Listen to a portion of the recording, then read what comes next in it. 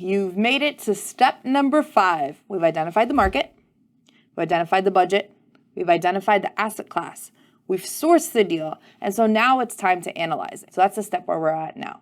Analyzing the deal. I have a special spreadsheet that I created for you guys, which is really where like the top secret formula lies for the foolproof financial formula. This spreadsheet I've used on every single one of my deals, and it has been incredibly helpful because it gives me visuals and financial forecasts of what every single deal will look like for me. So this one specifically is more so for flip. So I wanted to share it with you so you could see it and then that way be able to run your numbers. So we're gonna jump right in and show you guys the spreadsheet on a sample deal.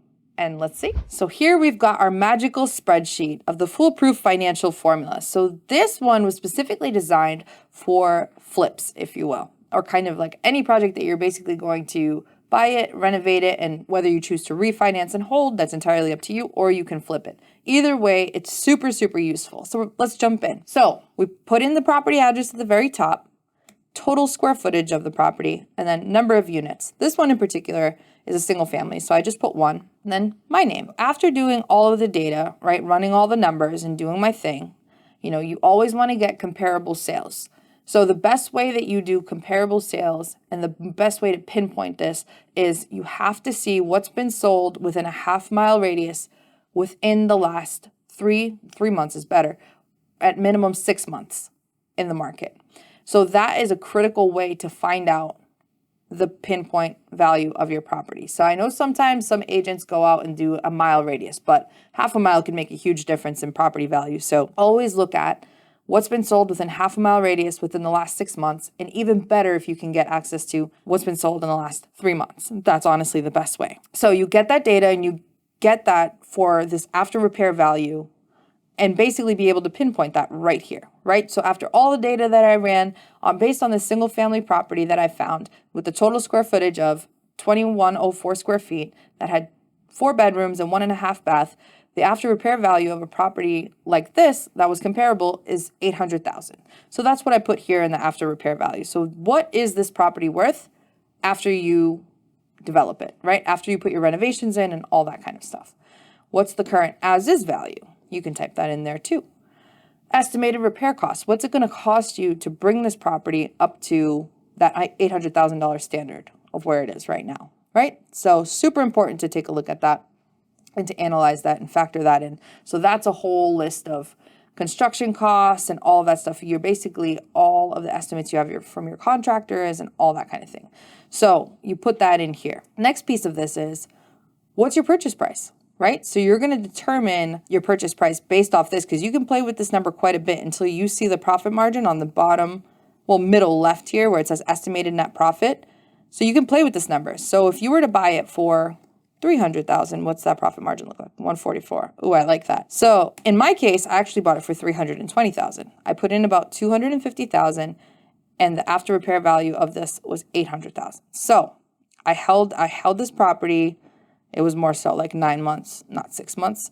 And so I funded. So the way that I held on to this property was that I did a hard money loan on this one. So they funded 100% of it.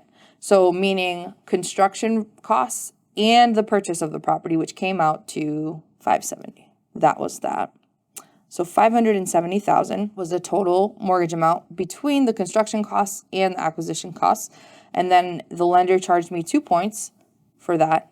And pretty much my mortgage interest was at 12%, mine was actually 10%. So let's play with that number a little bit. So 10% brings our total financing costs up to here. So I only had one mortgage on it for the construction cost and for the purchase.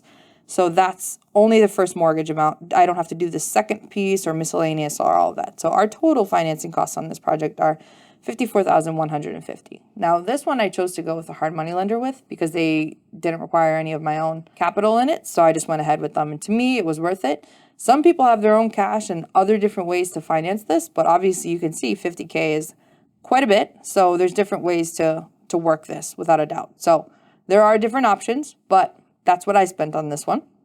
And then I put in over here the property taxes. If it's a condo, you put in the condo fees.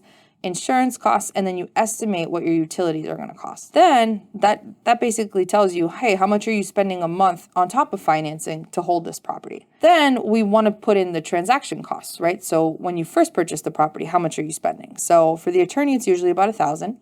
Then you put title insurance on there, and that's pretty much it. And then when you're selling the property, and this is only if you're going to sell it, you could totally just hold it and refinance and take this part out. Escrow, sell the recording fees, the agent fees, right? If you're hiring an agent, and if you're not the agent selling it, so that would be 5%. In my case, it would be 2.5, right? So I'd only pay out the buyer because I would list it with my own office. So that would only be $20K.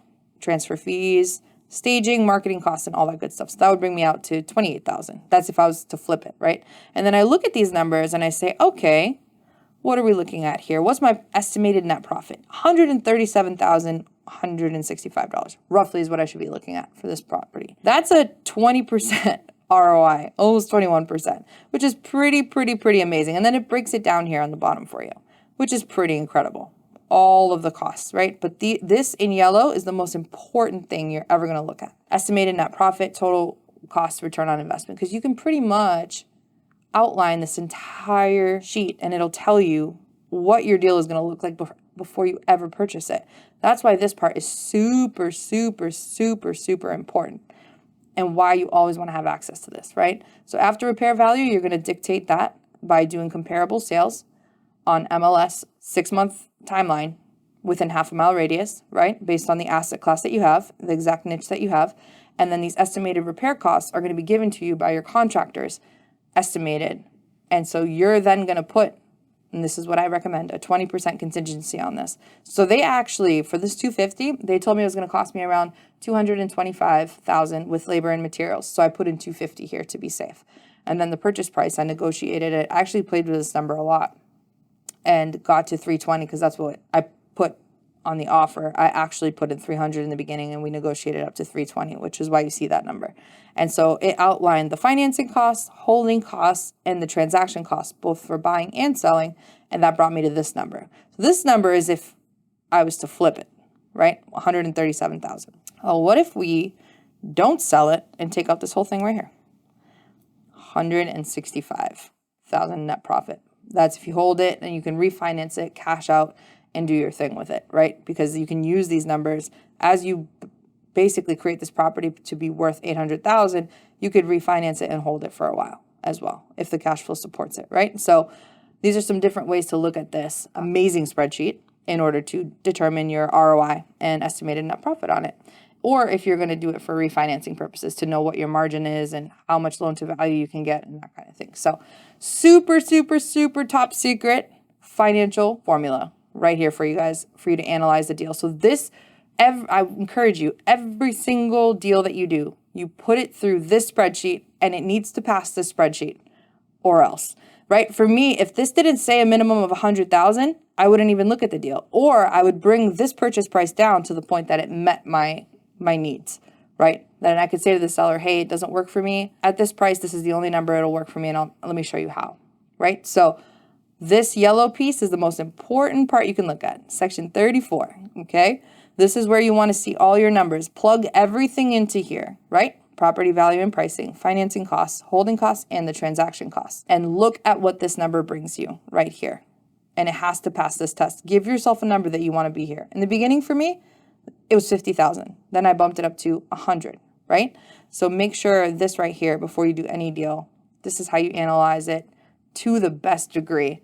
And this spreadsheet has been my lifesaver and has been incredibly important for me in every single deal that I do. So I encourage you to utilize this so that you can have the best deals, the best numbers going into every deal. And that's how you become the most profitable. For this magical spreadsheet that you are seeing here, you can find it below, and it's also going to be listed available on the Invelo website as well. So please utilize it, use it on every single deal, and of course, you can thank me later.